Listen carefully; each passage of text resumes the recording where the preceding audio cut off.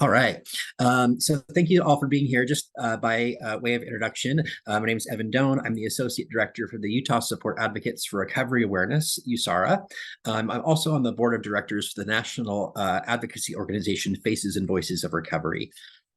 Just a little bit about USARA, just while I got you here, just to give you some background. We're a what's called a recovery community organization. So we're a nonprofit. We've existed in the state of Utah since about 2006 is when we were founded. And our mission is to connect and inspire communities to advocate for addiction recovery.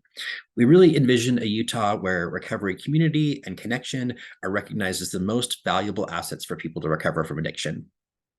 A few things I'd like to point out about us. We're non-clinical, so we don't provide treatment services. We provide non-clinical peer recovery support services, which means that all of us that work at USARA, including myself, we're all people in long-term recovery from a substance use disorder.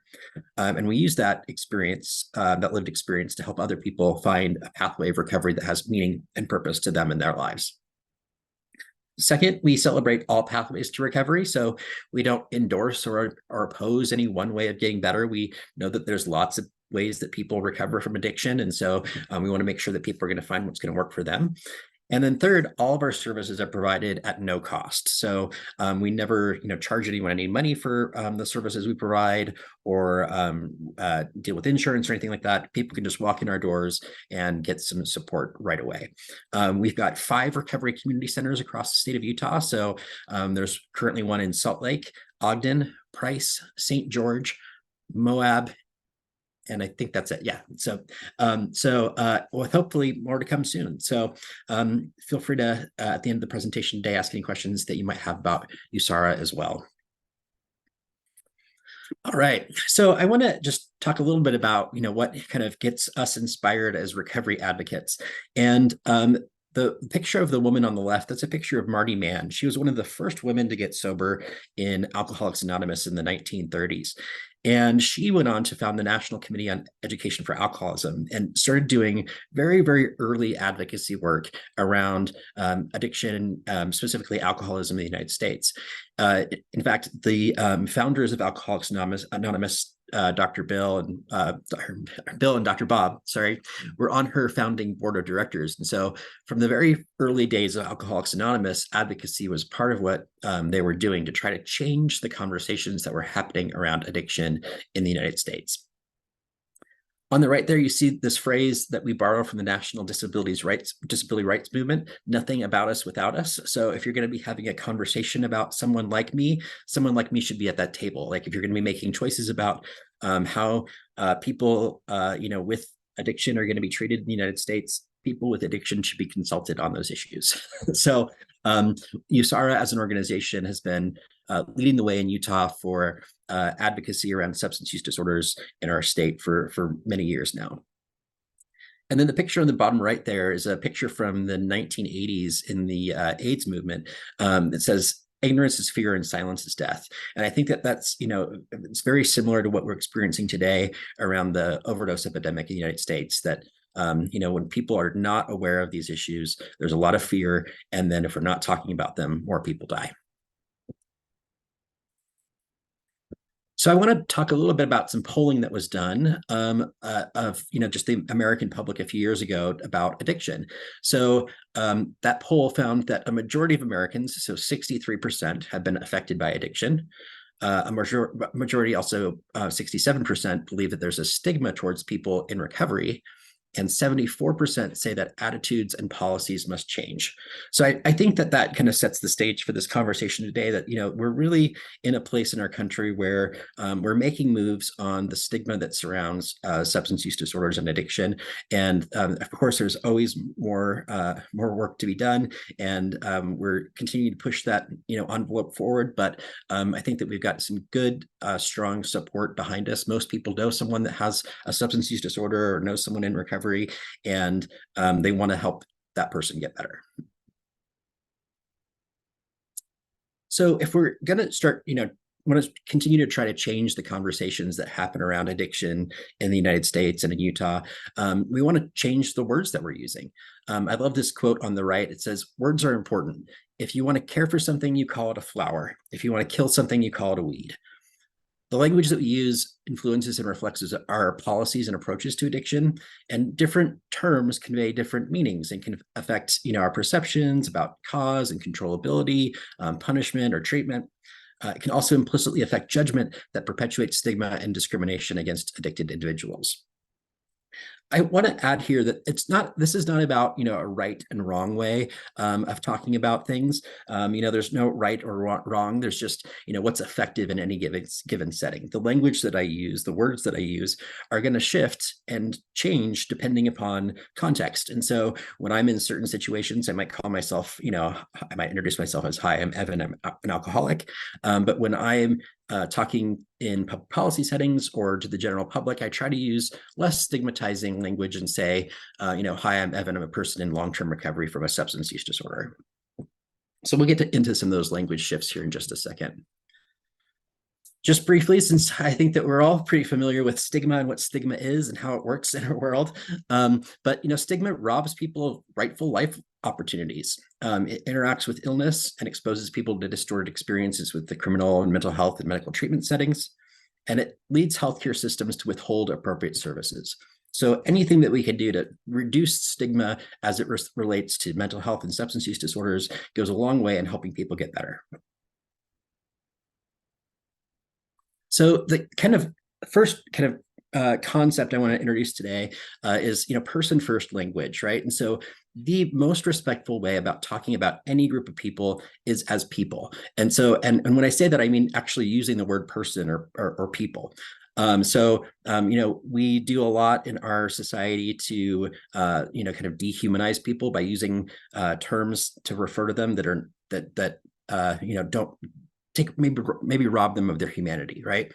So it's always a much more safe approach to use the term people and use those kind of descriptors as adjectives, not nouns. So an example I give in this situation is I also happen to be a gay man, and it would be weird to me if someone would call me a gay, period, right? Like that gay is an aspect of my identity. It's a part of who I am. It's not an all-encompassing definition.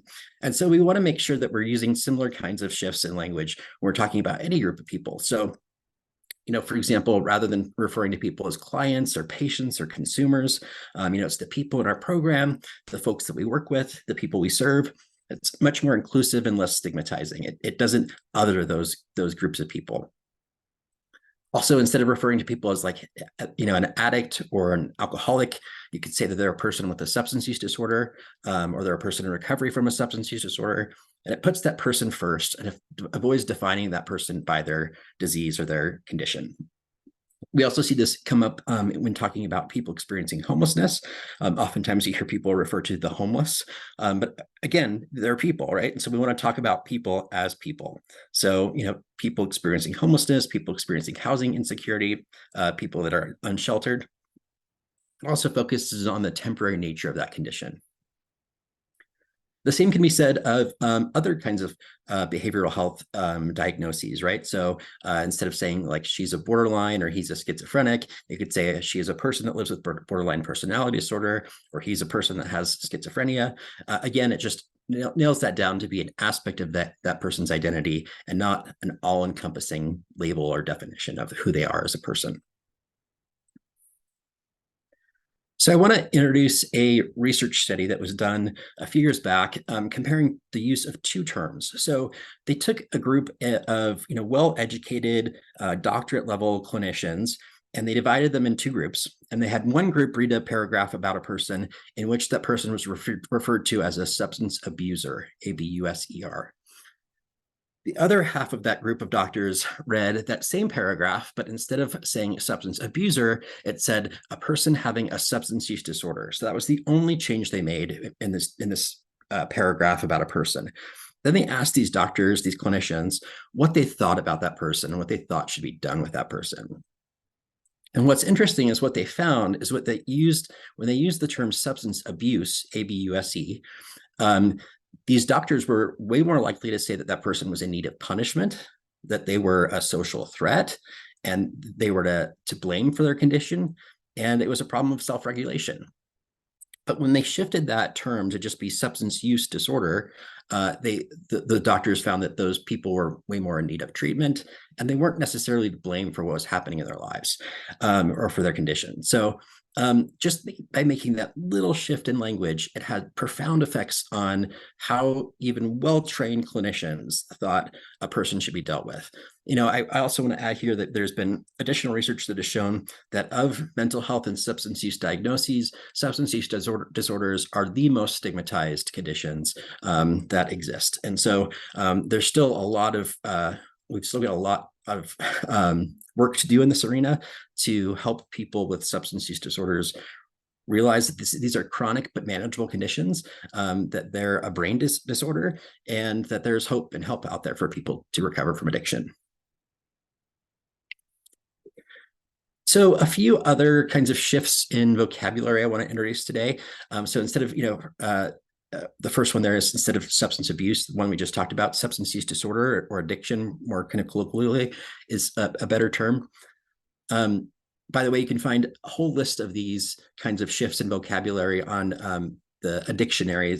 The URL is listed on the bottom of the screen there.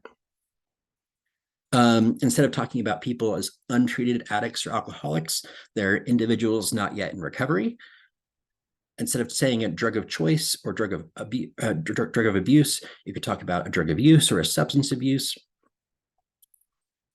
Shifting from saying when someone's, not experiencing what we would usually call denial. Oftentimes it's not really true. They're more just ambivalent about what they want to do. So it's oftentimes more accurate to describe that as ambivalence. And then instead of saying relapse prevention, focusing on recovery management, again, that kind of just shifts the focus on to maintaining a life in recovery rather than just trying to avoid a relapse. And then instead of saying relapse, it's often more accurate to describe those incidents of use or recurrence of use. Instead of talking about self-help groups, we now call those mutual aid groups. It's just, again, more accurate and more specific to the kind of group that they are. And then instead of defining groups of people as clean or dirty, we want to talk about people being in recovery, or if it's talking about a urinalysis result, a positive or negative result. Again, that avoids adding stigma to people who have addiction issues. So usually when I give this presentation, it's geared towards helping people who are in recovery, like I mentioned earlier, talk about themselves in public policy settings. And so the core of the message I teach people when they're talking about themselves or when they're introducing themselves as a person in recovery is to say, hi, I'm a person in long-term recovery, and what that means for me today is blank. And you get to kind of fill in that blank with whatever you want. And that could be how long you've not used alcohol or other drugs, what recovery's done for you, what recovery's done for your family. And the important aspect of this is that recovery means different things to different people at different times in their lives. And so we want to allow space for that recovery definition to be broad and roomy, let more people find themselves in that definition as well, so that we're not limiting who has access to recovery. A few things that are not in that message and kind of why. I try to steer people away from talking about themselves as addicts or alcoholics in public policy settings or in to the general public, just because most often what happens when I describe myself as an alcoholic to somebody who does not have any other experience with people in recovery, they think of the most awful experience they've had with alcoholism in their life, right? And so it really oftentimes conjures a very negative image of a person. And so the terms addict and alcoholic can be incredibly stigmatizing. And so I try to shy away from using them where I can in public policy settings, especially.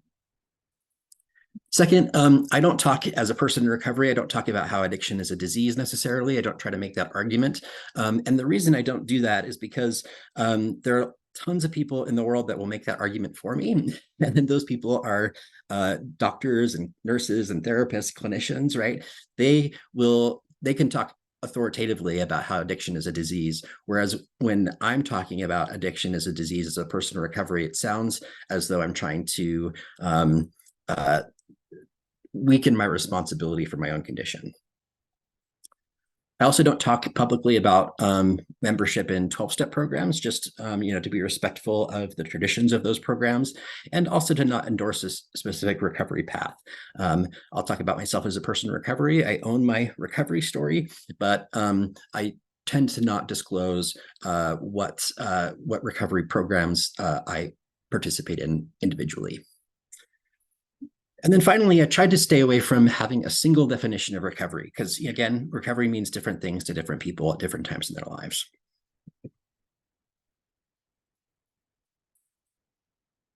So I want to point out that, in the last few decades, we've seen a profound shift in how even, we're talking about these issues broadly.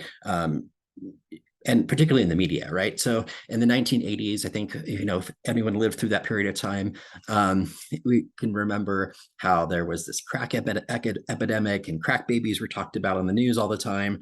And there was a lot of stigma and stigmatizing attitudes being thrown around in the media.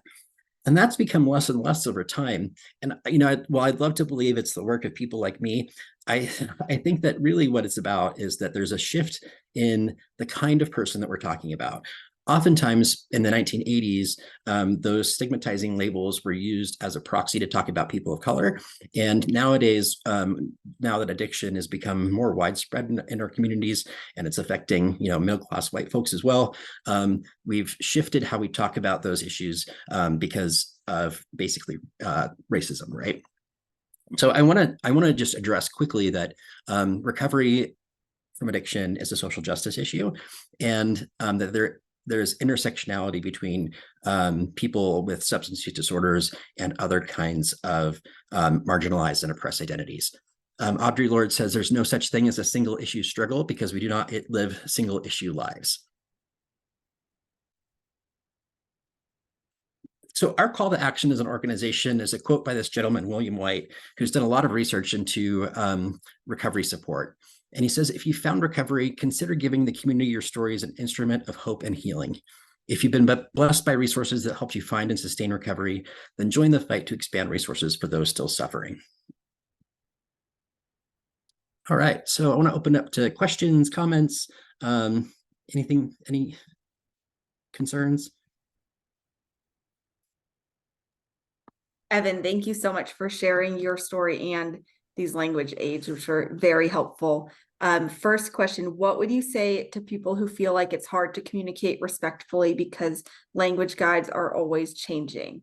Absolutely. I think that that is something that it's a question I get frequently, and I want to acknowledge the validity of that, because it's true. The languages that we use to talk about these issues are always changing. Just a few years ago, it was commonplace to talk about substance abuse, right? ABUSE, right? Like that was the term of the day, and now, since we've done some research on that, we've discovered that it's stigmatizing, and so we were shying away from that. But I don't imagine that substance use disorders will always be the term that we use moving forward. That could be subject to change again. So I think that we all just try to do our best to refer to people the way that they ask to be referred to as, right? So when someone tells you, ouch, it hurts to be called that word, just being responsive to that and saying, oh, I'm sorry, what would you prefer I call you instead?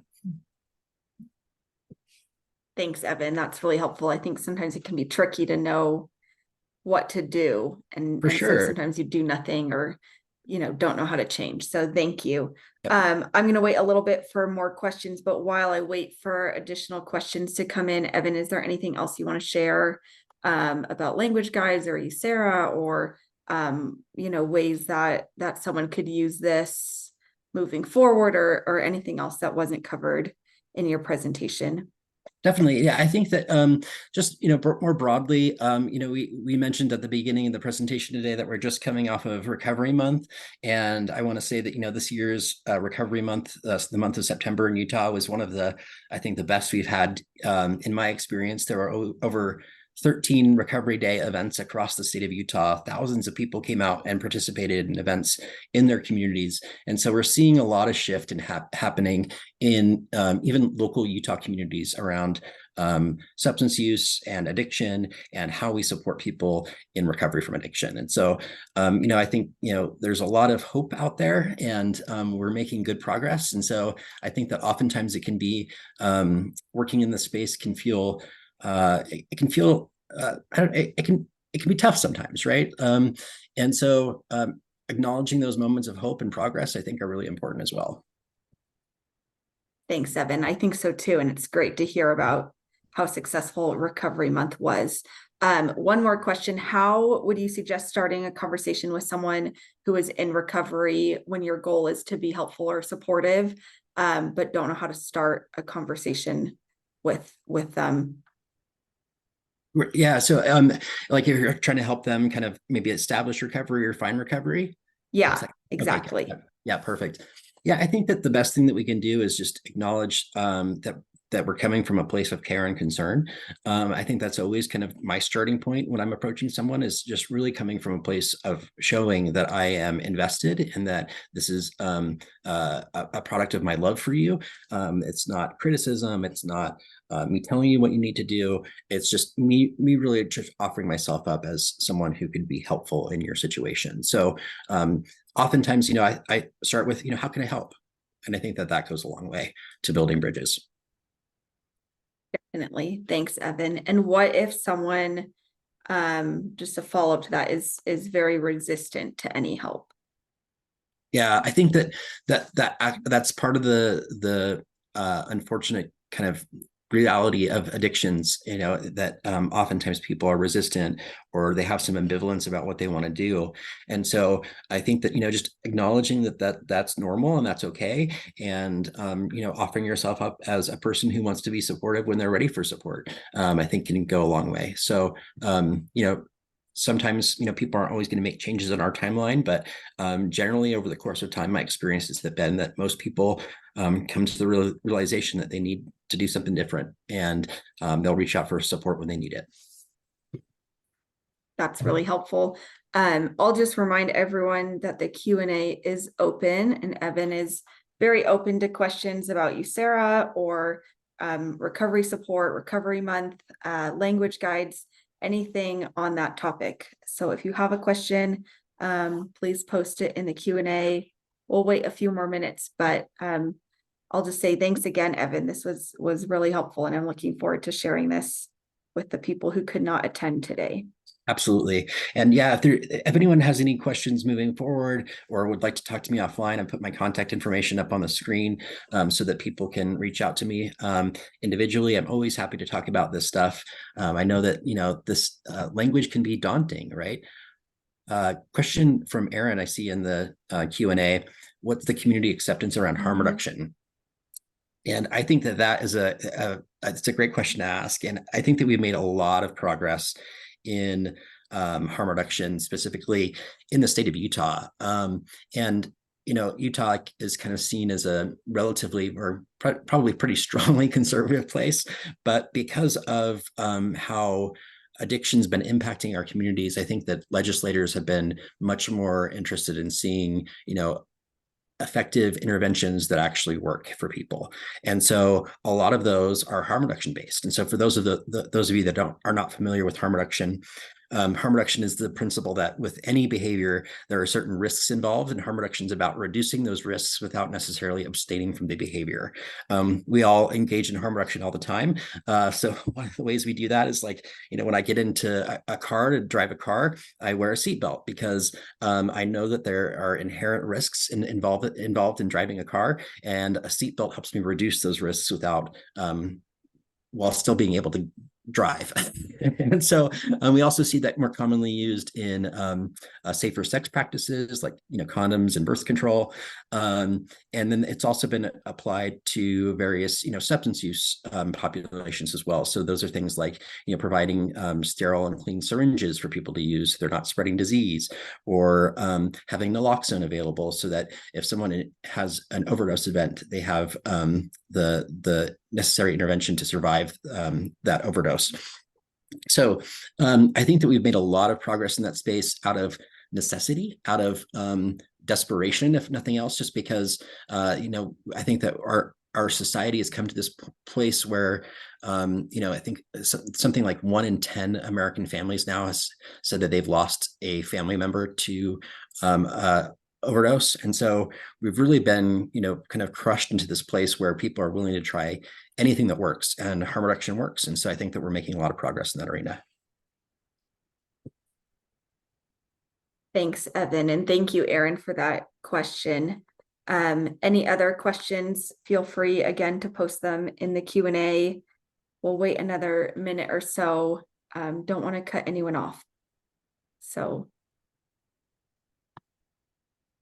any questions are welcome.